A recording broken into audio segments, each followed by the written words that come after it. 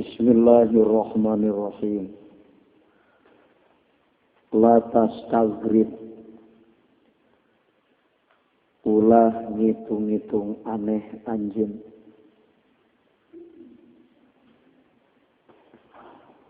Uku al-aqdari kana ayana pirang-pirang kariweuh.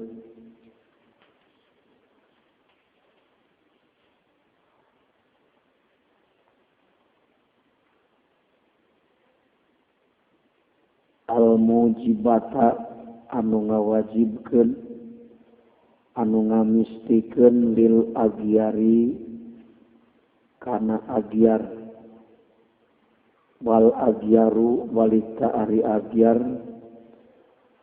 bidatiha dinadatna itu agyar eta akdarun pirang-pirang kariweuh. Madumta salagi langgeng anjeun pidari di hadihidari di alam dunia di ieu daerah nyaeta alam dunia. Fa innaha mangkasa nyana itu hadihidar ma'abrojat tenembongkeun itu dar ilama angin kana perkara wa ari itu ma eta mustahikun anu ngahak waspaha kana sipatanna itu dar wajibun jeung misti naonna tuha sipatanna itu dar atawana wa wajibun jeung anu wajib naonna tuha sipatanna itu dar wajib teh misti ay wasfuha tegasna sipatanna itu dar al mustahiku anu hak wana tuha jeung tegasna sipatanna itu dar al wajibu anu misti ay lazimu tegasna anu tetep. Latas tagrib buku al aqdar madumta fi hadihidar tongareken aneh anjeun ku ayana riweuh hate anjeun mun aya kariweuh dina hate teh tong aneh salagi hate anjeun dulang delong atawa cicing di ieu daerah lamun hate ningali wae ka ieu dunya tangtu hate anjeun teh riweuh sabab naon ieu daerah teu ngadohirkeun kecuali kana sifat anu tetep di manehna. Naon sifat nu tetep di manehna teh akdar kariweuh. Jadi dunia mah lamun asup kana hate sok jadi kariweuh. Mafhum mukhalafana lamun boga hate hayang ulah riweuh hate ulah sina dulang delong ka ieu daerah kamanakeun ka Allahkeun cukup kariweuh mah nepi kana sirah hungkul tah nepi kana otak Allah teh mere akalna pikoh tah ieu keur ngurus dunia ka dieu Allah ngadamel hate di anjeun eta mah pikeun tajalli jeung makrifat ka Allah hari ieu mah hate teh bet dikadunyakeun ka dieu atuh jadi riweuh da dunia na tempat riweuh nu matak teu kaburu eling ka Allah da hatena riweuh ku dunia pamin dururiyatiha mangka eta tina sawarehna kapastianana itu hadihidar wujudul makarihi ari ayana pirang-pirang nu dipikasengit wal masaki jeung pirang-pirang karipu iya dina itu dar eta mah geus jadi katangtuan nu cicing di dunia riweuh nu matak sangkantong riweuh hate teh dikallongkeun betul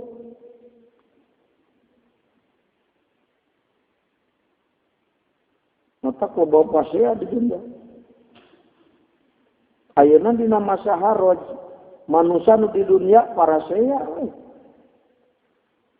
Atuh dah geus memang katantuan anak kitu, lamun hatena di dinya mah kabeh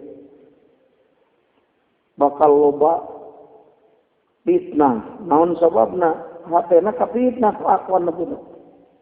Mimitina hatena itu kan kapitnah ku akwan. Kapancing emosi gitu. Mata persaingan di dunia mah luar biasa, bisa silih bunuh. Boro-boro jeung batur perebut batas oge jeung dulur. Silih bunuh. Wasaya si jeung bakal datang non atan bihu pangeling-eling ala hikmat dalika kana hikmat nanu parantos ditutur. Terus garis gede malah ong aneh mun boga hate riweuh teu kaburu eling ka Allah. Salagi hate ningalina keakwan ka dieu. Tos kitulah.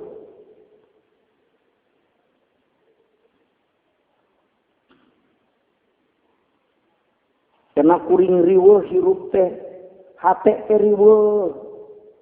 Dina hirup teh, kunaon teu boga duit, lain teu boga duit. Sing boga ge riweuh. Da teu bogana dipelong ku hate itu teh. Sing boga ge dipelong ku hate mah riweuh. Naon sebabna?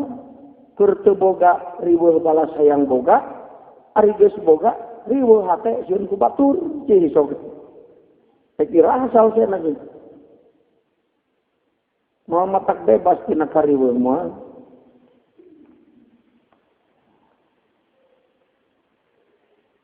Matak dinisbatkeun ka jalma anu hirupna nuturkeun nafsu atawa na hatena dikuasai ku nafsu, ieu dunya teh tegal juri. Kunaon cenah disebut tegal juri? Eta kan sieun wae. Teu oleh sieun. Kunaon sieun? Sieun juri gitu. Sieun kumaha? Loba ka sieun. Pegari riwa ieu teh cenah dunya. Tak ulah sieun cicing di dieu tah hate teh. Matak sieun wae. Sieun beakeun, sieun teu meunang, sieun ku batur, sieun leungit, sieun ame.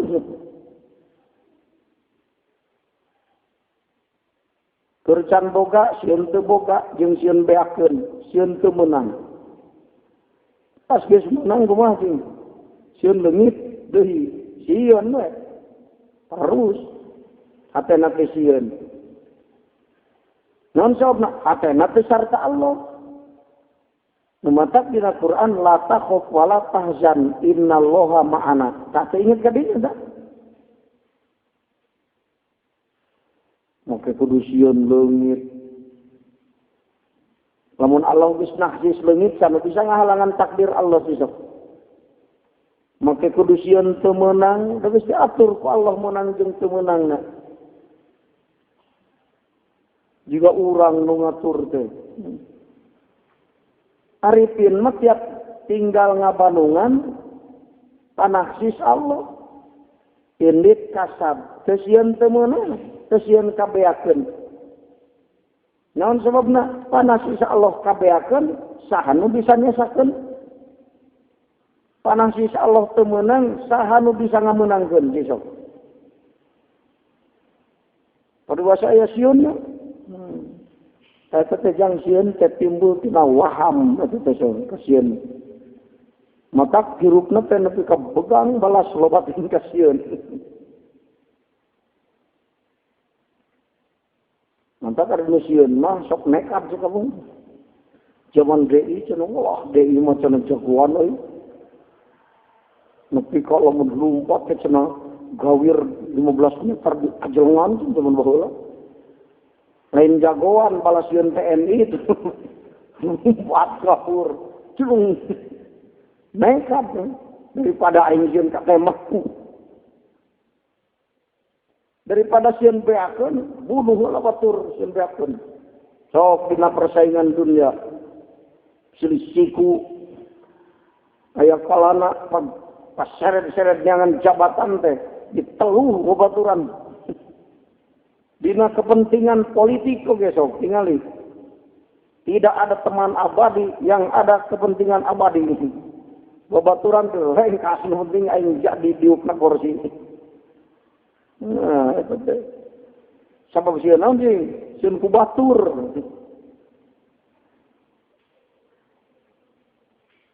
Ari nu hatena sarta Allah, sieun teh moal moal sieun. Untuk letak wala tahzan innallaha ma'ana, gitu kan? Tong sieun tong nalansa Allah sarta urang sadayana. Maka Imam Nawawi kun ma'allahi fa illam tastati fa kun ma'aman kana ma'allahi fa innahu yusiluka ilaihi. Itu Pak. Anjeun boga hate kudu sarta Allah, lamun teu mampu hate anjeun sarta Allah, anjeun kudu sarta jalma-jalma nu hatena sarta Allah. Sabab rerejengan jeung jalma nu hatena sarta Allah matak nepikeun anjeun ka mana? Ka Allah. Jadi engke mah anjeun teh hatena sarta Allah gitu.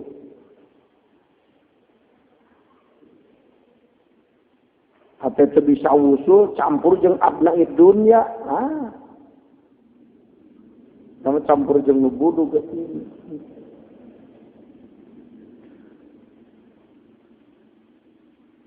Bikolihi kalawan dauhan musonib wa innama ja'alaha jeung pastina ngajadikeun Allah kana itu dunia hadi hidarga mahalan kana tempat lil agyari pikeun agyar di dunia teh tempat pikeun agyar wa ma'danan jeung tempat liukul akdari kana tibana pirang-pirang kariweuh tempat riweuh dunia mah Baik otak mariweuh ge lah. Leungeun riweuh teu naon lah. Masalah hate we riweuh. Ya jangan riweuh hate mah alabatan riweuh heuleu teu riweuh awak. Awak riweuh ku pagawean. Paling ge lamun sare tibra beneran. Tapi jalma hatena riweuh teu bisa sare jalma riweuh. Anu pedek sare gini, kunaon balas riweuh hatena. Tibra sare na jalma nu riweuh hatena. Meuli teu bisa riweuh, teu bisa sare. Mata gering hate ge bahaya batan gering awak. Gering awak mah paling lepot urusan dunia. Tapi gering hate mah bisa lepot dunia akhirat.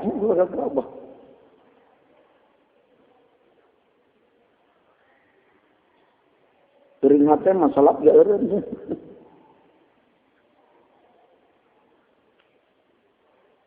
Wa tajhidan tingkana napakeun laka ka anjeun piadina itu dunia. Nah, Allah Ta'ala ngajadikeun kana eta tempatnya kana naon? Pikeun kana ieu dunia teh tempat pikeun pirang-pirang kariweuh. Eta teh kitu teh tajhidan laka fiha supaya anjeun juhud dina ieu dunia. Supaya hate urang ulah dulang delong kana dunia wae ka dieu. Wa min kalami Ja'far Shadiqi jeung eta tina cariosan Ja'far Shadiq radhiyallahu anhu man talaba ma lam yukhlaq at abanafsahu walam yurja man ari sajal talaba menyupi siman nuneangan siman mah kana perkara lam yukhlaq nu teu dijieun itu mah at aba nyapekeun siman nafsahu kana dirina man walam yurja jeung teu direjekikeun itu mah pikeun itu siman.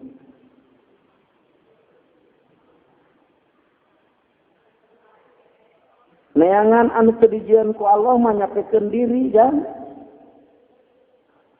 akhirnya neangan untung dagang.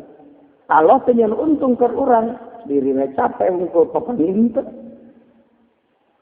Nyapekeun diri gila diucapkeun lahu ka itu Ja'far Shadiq. Ditaros di Ja'far Shadiq wa mazaka. Ari naon tah itu? Malam yukhlaq teh. ditaros qala ngadawuh Ja'far Shadiq ar-rohatu ari kaneunahan di dunia. Allah teu nyieun ngeunah di dunia gitu. Ieu mah hirup di dunia aya ngeunah moal mau bepengi. Lalu diuji mah ngeunah beda ad-dunya darul mihna. Ayan bagi mangka peryogi lil murid kasih murid as-sadiqi anu bener muridin sadiqin. Mana muridin sadiqin teh? Nu ngarepkeun usul bari paroki jeung suluk. Naon Allah yal tafita yen ngareret itu si murid lidalika karena itu dunia.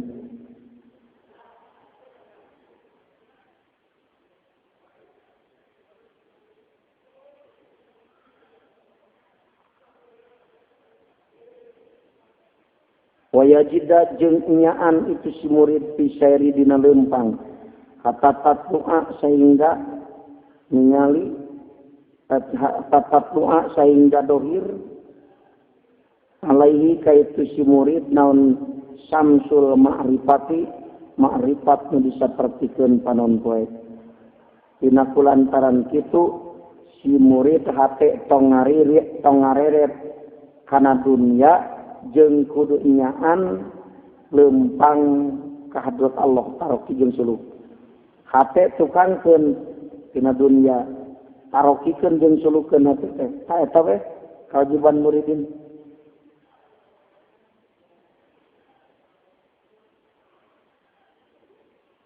Dina kitab Syahrul Muhyimmah itu dijadikeun syarat pikeun gampang neangan anu neangan perkara dicita-cita kurang. Lamun urang hayang gampang hasilkeun cita-cita tilu cenah syaratna. Lamun urang hayang digampangkeun ku Allah urusan hayang dilancarkeun tilu syaratna hiji patlub ma huwa talibuhu minka teangan anu ku Allah disuprih ti anjeun. Ari urang hirup kita naon sih? Kita ibadah. Teangan ibadah. Sekurang menjalankan ibadah maka hijina. Naon sababna? Sabab ari ibadah teh aya khususiat dina ibadah teh aya khususiat. Naon rezeki ge kapari. Dina ibadah aya rezeki maud.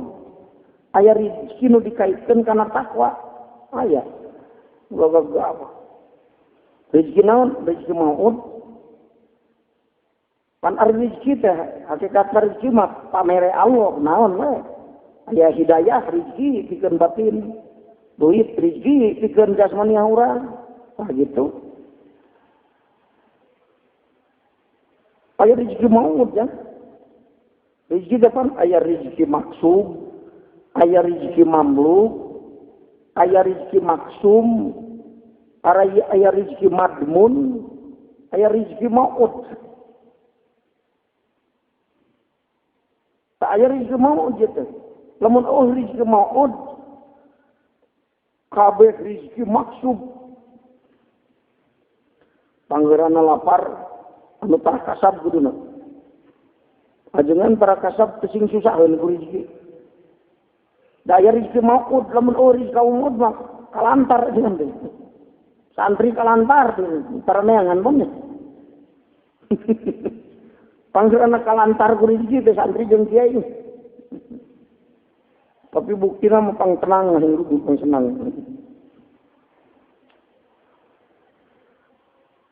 Sabab rata-rata santri jeung kiai ditajridkeun ku Allah.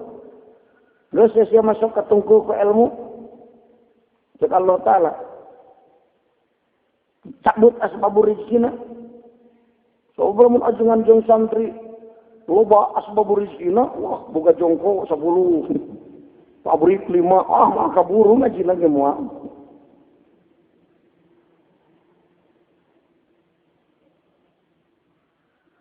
Muka dua, wala taltafit bisirrika ilama siwahu. Kayak gitu lah. Akan kerengos di Pamijahan, di pesantren Saparwadi, diberi kitab si Abdul Muhyi. Ayah jadi akan itu. Sebab turunan si Abdul Muhyi teh ngariung Raden Apap, Raden Abdullah, anu turunan kagarnep teh aya keneh ta, turunan ka-7 ka-6 di si Abdul Muhyi. Kulantaran kitab na hese dibaca na lah cenah mending keneh menta asak ke cenah kitab nama menta asak ke dieur cenah teh atuh do bahasana al insanu sirri wa anasiruhu sing aduh ribu hungkul cenah mah kawas jam umum di asina teh ngabahas wahidiyat wahdat ahadiyat dina kitab teh muhadharah mukasyafah muayyanah. Jeung si Abdul Muhyi teh geuningan idolana teh Abu Yahya Zakir Ansori. Sabab dina kitabna waktu nerangkeun muayyanah kieu kama qala Abu Yahya Zakir Ansori. Si Abdul Muhyi teh gitu. Berarti mun kitu mah urang teh ngawet jeung si Abdul Muhyi teh ngan itu mah teu heula. Cuma di Jakarta berenang. Hari urang mah masih kena di Malangbong di atau kakar di Pamoyanan, rek naik bus gitu kan. Itu mah bisa maju ke itu. Mau ke Jakarta mah geus nepi ka Tanjung Priuk gitu.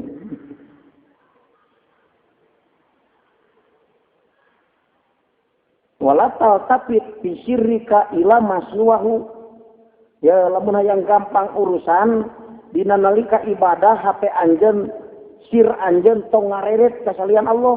Nah gitu. Gampang urusan. Ngarek teu gampang kumaha ari hate tinis teu ngaret kasalian Allah mah da makom aulia tuh. Di mana geus makom aulia ku Allah ditalukeun kabeh makhluk. Kakakasih Allah mah. Allah nalukeun makhlukna kakakasih Allah. Nu matak di mana hate geus butuh sok datang, tetep tarikon. Padahal tak jangan tecemlak cau emas euy. Eta burit hayang cau emas ini wae. Barang geus beres, hate ngerteg hayang cau emas. Ah ya jalma datang, Assalamualaikum. Nanjang.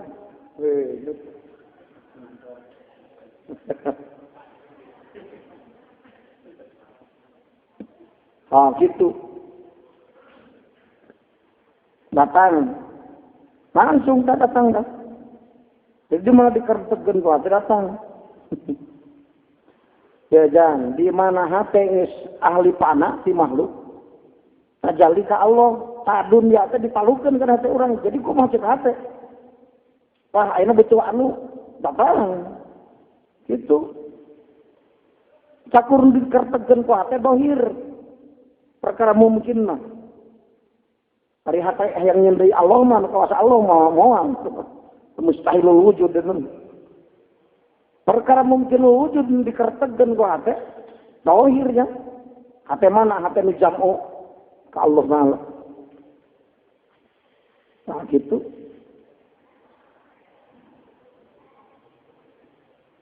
Anu katilu husnudon ka Allah. Oh catat tadi nyata kema geus balik ngumara di lemur batur, tanya kunun, sekurah korek kana kita beli. Aing teh kata langsaran, teh semplek ninjak semplak gitu. Geus buku katingal emer, geus buku labu, ayo katingal emer. Majikan trikeun menang ditanya, kainung bapak jauh, nunyahaun eueuh. Sambil wuni gitu mah, sekurah korek kana kitab. Si cenah ilmu aing geus katrukeun ilmu itu. Kita anu kira-kira bau-bau hikmah itu kan gitu teh. Ya emang hikmah dari aulia. Di bawah lagi eueun rangkeun sangkan gabang hasil maksud gitu. Malah cenah teh hasilna teh hasil maksimal kan. Lamun cek ukuran teh kieu, aing usaha ayeuna mah boga-boga imah atuh. Lain imah jeung mobil ge kapeduli. Gitu. Jadi hasil maksudna teh anu maksimal eta teh. Jauh tina cita-cita.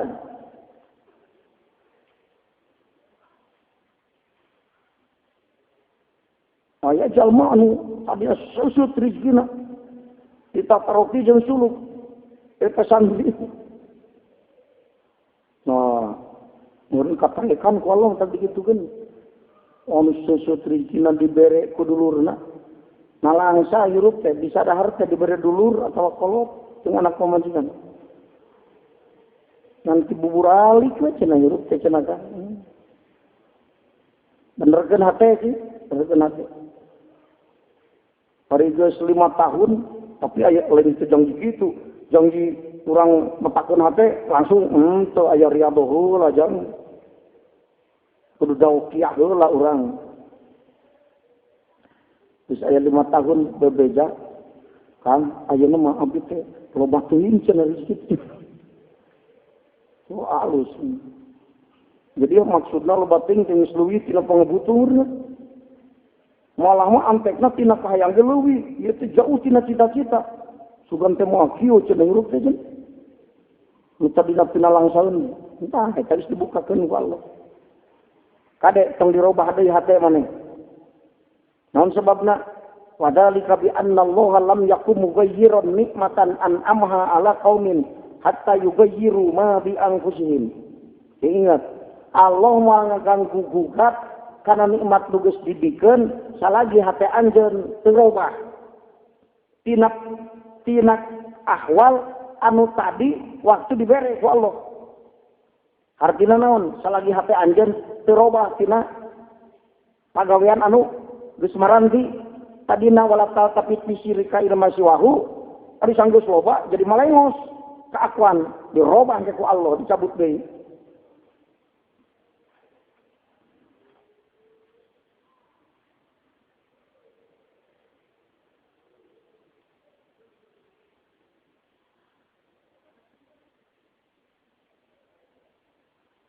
Tilu catatan. Ari lempeng bahasa nama kieu ibadah sing getol sing sieun ku dosa, ibadah sing getol sing sieun ku dosa mun tiba tobatan kahiji tah. Nu kadua ajalikeun hate ka Allah, geus kitu tah nu paling gampang. Hate sing nepi ka makom tajalli ka Allah. Ari teu ngareret ka akuan mah padina makom tajalli. Ari can nepi ka tajalli mah aya wae kareret akuan teh atawa nanti sakolebat gitu aya keneh wae katingali. Anu katilu husnudon. Husnudon teh kumaha ringkeskeun. Sakur nu datang ka urang eta meunang milih Allah pangalusna pikeun urang. Allah teh pinter. Meunang milih Allah pangalusna pikeun urang eta teh sing inget. Tong kono harepan. Sanajan ceuk ukuran manusia eta teh goreng atau nepi teu akur jeung kahayang manusia. Contohnya seperti rugi. Pokoknya naon wae nu datang ka diri anjeun meunang milih Allah pangalusna pikeun anjeun. Eta husnudon teh. Syarat anjeun tadi ibadah getol ku dosa sieun mun tiba sok tobat hatena tajalli ka Allah. Jadi di syarat nu dua teh husnudon teh nempel ka ditu. Kanu dua tadi.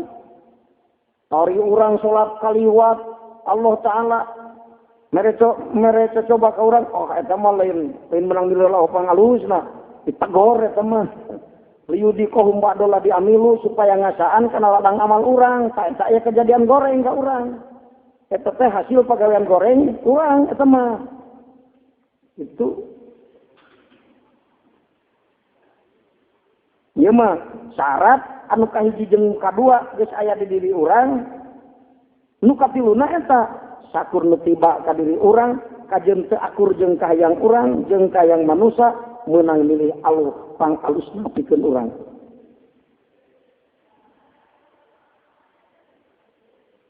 Ari ceuk kahayang mapan boga pamajikan teh lungu timpu nuru. Nah, ini nasib teh loba dalilna euy. Coba sok nyarekan wae. Geus menang milih Allah pangalus na teh. Maksudna lamun pajikan mana lungut timpu masih mah mabur ke mana dahe. Miskan nyahoan ku Allah. Hari itu malah ngobrol apaan? Kang ke mana? Mikir 2 kali kan. Jadi ngalingan terus itu.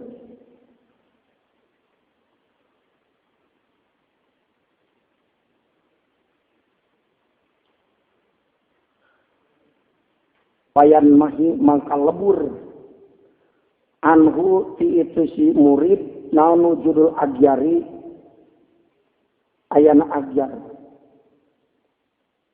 watajulu jeung leungit anu ti si murid naun al akjaru pirang-pirang kariweuh lebur tah eta agyar teh tina hatena jadi dina hate teh eueuh agyar jadi di mana geus dina agyar eueuh hate eueuh kariweuh kunaon mata lebur bi musyahadatil azizil ghaffar ku sabab hatena musyahadah ka Allah taala ku sabab hatena musyahadah ka adat anu gagah anu seueur ngahampurana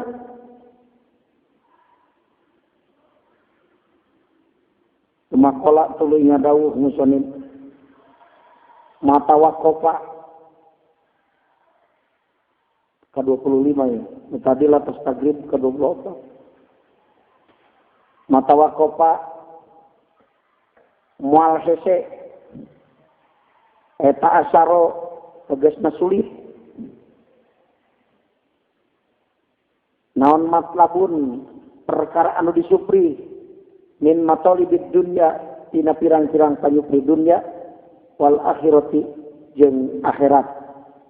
Nu diteangan kurang teh mal hese kapanggihna. Mau diteangan anak rek urusan dunia, rek urusan akhirat. Mal hese. Anta ari anjeun eta tolibuhu anu nyupri. Karena itu matlab birobbika ka pangeran anjeun. Lamun neangan ka Allah nyuprihna ka Allah, mal hese neangan nu diteangan teh. Mata kudu nyaho heula ka Allah, geus nyaho ka Allah teh teangan di Allah. Teangan untung lain di Allah, atuh teh bisa nanaon sajen. Untung di saha? Di Allah. Sanu boga untung? Allah. Sanu boga hirup? Allah. Sanu beunghar? Allah. Mata neanganna kanu beunghar. Ai mulahidon tegasna anu ngareret ti hali tolabihi dina tingkah nyuprina itu matlab robbaka ka pangeran anjeun hadirul qalbi tinggalna nu hadir hate ma'ahu sartana Allah kaya jangna tadi wala taltafit bisirri ma siwahu wala taltafit bisirri ma siwahu tak gitu teu ngareret anjeun dina bisirrika dina hate anjeun ila ma siwahu tak gitu wala taltafit bisirika ila masiwahu nu tadi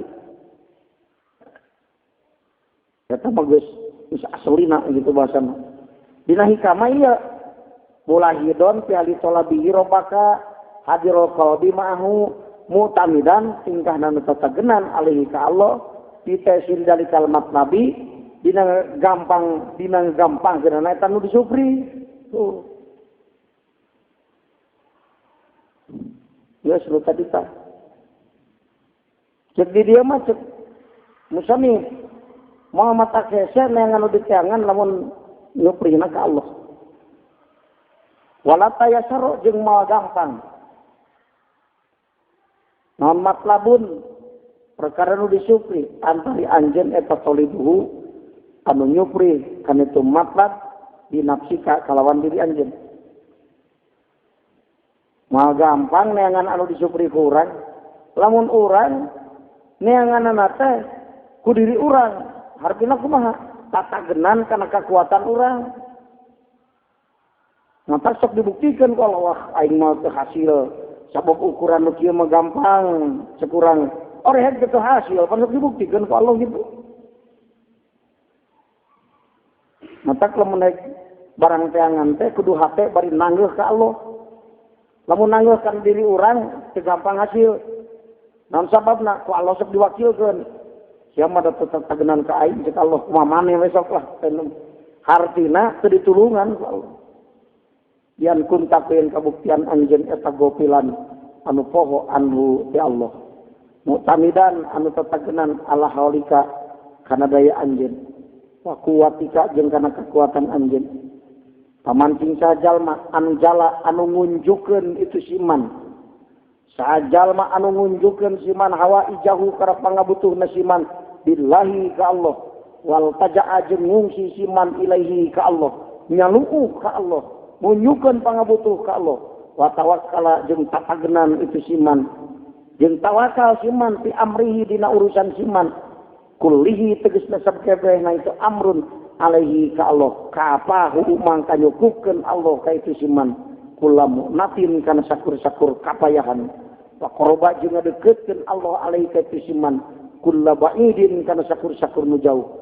wa yassara jeung ngagampangkeun Allah lahu ka itu siman kulla asirin kana sakur-sakur anu sulit pan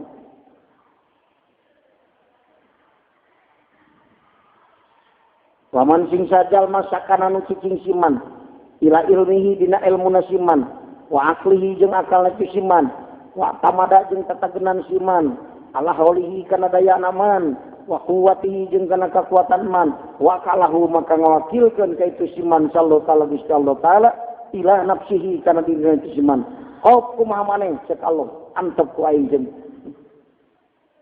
mun tatagenan kana diri mah cicing dina ilmu urang wa qadalahu jeung ngahinakeun Allah ka itu siman alam tanjah maka moal punjul naon matolibuhu anu diteangan ku itu siman walam tatayasar jeung moal gampang naon ma'aribuhu nu dipirang-pirang anu dipikabutuh ku itu siman wala makana samang-samang sakabuktian Allah eta min asrofil matolibi dina pangmulia-mulyana perkara anu disupri kurang pirang-pirang anu disupri wa aqrabihi jeung pang deukeut wa aqrabiha pang deukeut-deukeutna itu matolib bil qawati pikeun pirang-pirang anu ngambah jalan ka Allah taala wal ma'atibi jeung tegasna pirang-pirang jalma anu ngambah jalan ka Allah akhoda mangka tumandang kawati jeung ma'atib teh lapan tarudupin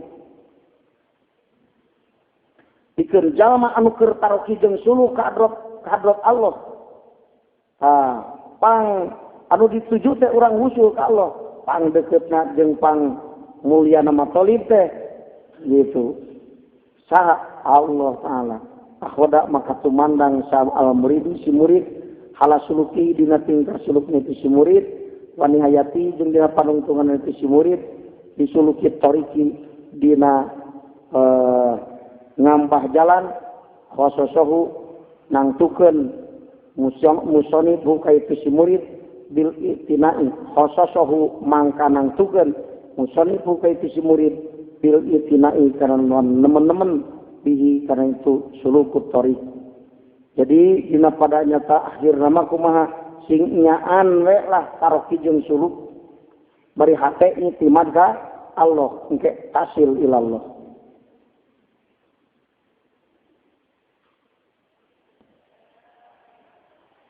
Sakola mangka ngadawuh musannif min alamatin nujhi eta tina sawarena pirang-pirang cirina bagja unjul salamet nujhi teh dini hayati dina pirang-pirang panungtungan arju'u ari balik ila Allah ka Gusti Allah fil bidayati dina pirang-pirang mimiti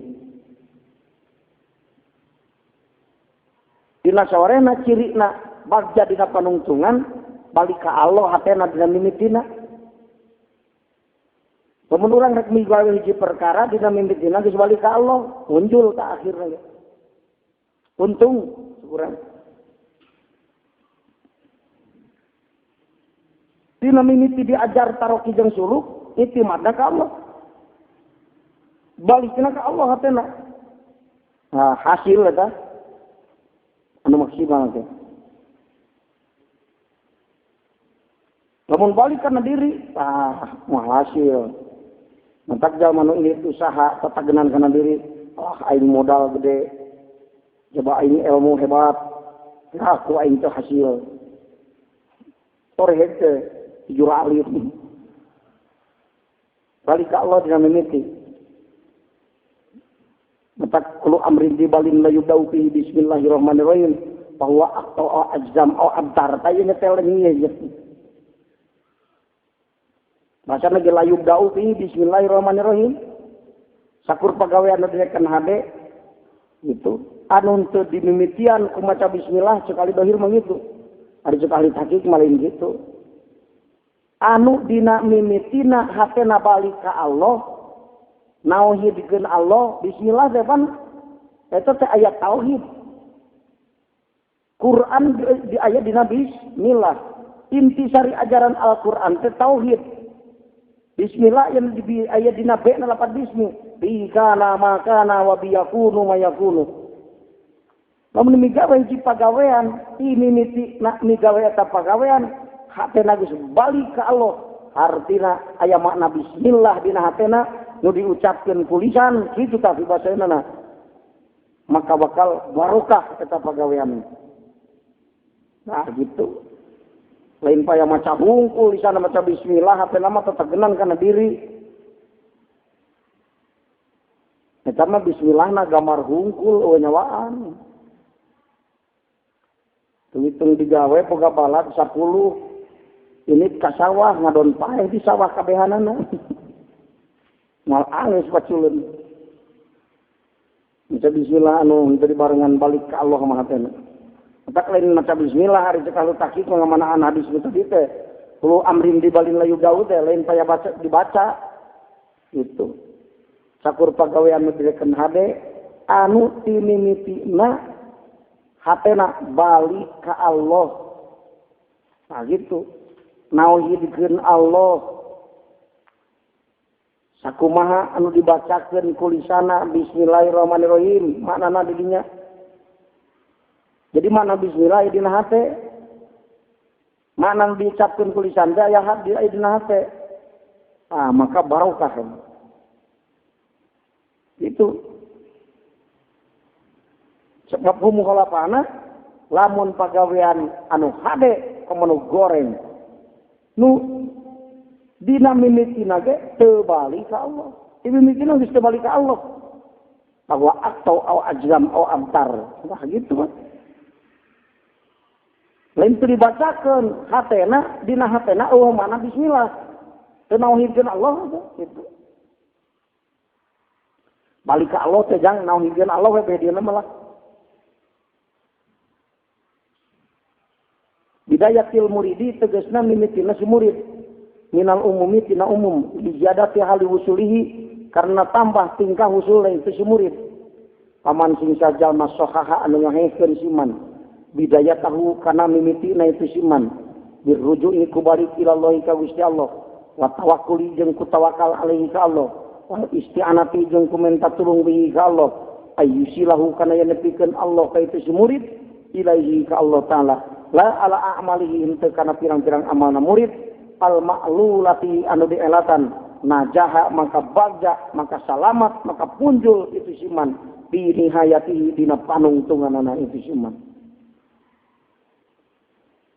ay hasolat tegasna hasil lahu ka itu siman lan al usul wa umina jeung disalametkeun sa alaihi itu siman minar ruju'i tina balik minat tariqi ti jalan dina jalan usul. Moal mau ti kosewat dina jalan usul moal jan diraksa ku Allah taala ari nu itimad ka Allah mah paman sing sajal mak lam yusahi anu henteu nyahekeun siman kalika kana itu bidayah lima sabab perkara dakarna anu tutur kau anu geus tutur kaula kana itu mah in qata'a mangka pegat siman waroja jeung balik siman min haitsu ja'a tina sakira-kirana datang itu siman moal hasil naon-naon kepat nampah ini. Kala ngadawusa padul arifin sawarena anu ma'rifat man sing sajal madon anu nyangka siman annau kana senitu siman eta ya silu tepi siman ilallahi ka Gusti Allah bigorihi kulian Allah qata'a maka megatkeun Allah bihi ka itu siman. Man sing sajal mak insta'ana anu minta tulung itu siman ala ibadatillahi kana ibadah ka Allah binafsihi kal dirina itu siman wakala maka masrahkeun Allah taala ila nafsihi kana dirina itu siman. Dina hikmah ke-27 summa qala tuluy ngadawuh musannif man asraqat bidayatuhu asraqat nihayatuhu. Man sing jalma asraqat anu moncorong naon bidayatuhu mimitina itu siman. Moncorong kumaha? Hatena balik ka Allah. Sajalma anu mimitina moncorong hatena ka Allah. Caang kunur iman, caang kunur ilahiyah. Sajalma anu mimitina hatena caang kunur ilahiyah. Kumaha buktina? Bi an amaro kuyan ngamakmurkeun itu siman auqatihi kana pirang-pirang waktuna itu siman bi anwa'il taati kalawan warna-warna taat wal aradi jeung warna-warna biriran di mana jalma mimiti taroki jeung sulukna loba amal solehna sabab caang hatena. Pasabaro jeung tetep siman ala dalika dina itu taat jeung aurat. Kulal masabaroti kalawan sabener-benerna tetep istiqomah dina loba taat jeung loba wiridan asraqat mangka mencorong naon nihayatuhu panungtungan itu siman wal hasil tajalli anu luar biasa anu. Di padotil anwari ku malberkeun pirang-pirang nur wal ma'rifi jeung pirang-pirang kamakrifatan alaihi ka itu siman.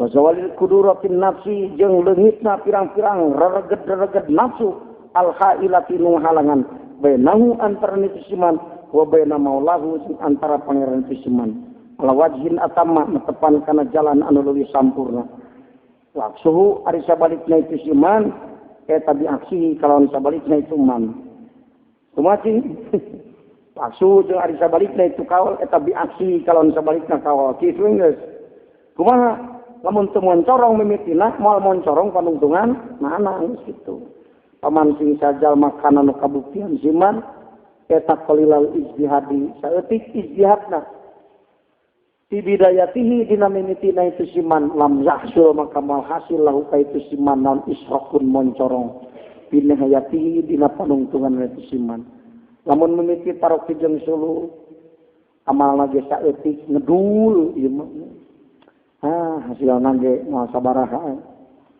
walau purido jeung lamun dipasti naon anang usai nepi siman eta putihan dibuka saalahi itu siman kana tamang kabuktian itu siman eta ala wajhin atau apa netepan kana perjalanan anu leuwih lemah min gerihi tibatan lian itu siman wayah tamilu jeung pantes naon annal makna sedana makna man asraqat bidayatuhu birruju'i ila Allahi wal ibtidai ilaihi asraqatnya yatuhu tadi. Jadi pantas bimanana kieu man sing saja ma asraqat mencorong nam bidayatuhu mimitina si man birruju'i ku balik ila Allahi ka Gusti Allah taala wal ibtidai jeung nyalu ngungsi ieu tidak teh nyalu ilaihi ka Allah asraqat mangka mencorong nam nihayatuhu panungtungan si man usuli ku sabab hasil usul ilaihi ka Allah tatakunu mangka kabuktian non hadihi ya ibarat eta ibaratan ukhra ibarat anu sejen. Tadi man asraqat bidayatu asraqat nihayatu.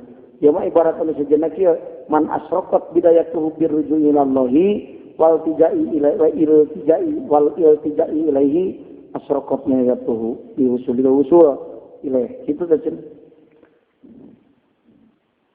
Muafiqatan tingkahna anu metukan lima nama kana manana perkara qoblaha anu samemehna itu ibarat wa jeung ari perkara kul nahu anu ngucapkeun kaula kana itu kaul awalan dina mimiti eta awalal utama wa adharu jeung leuwih dohir wa adharu jeung leuwih dohir mastudia ti gue bisaroir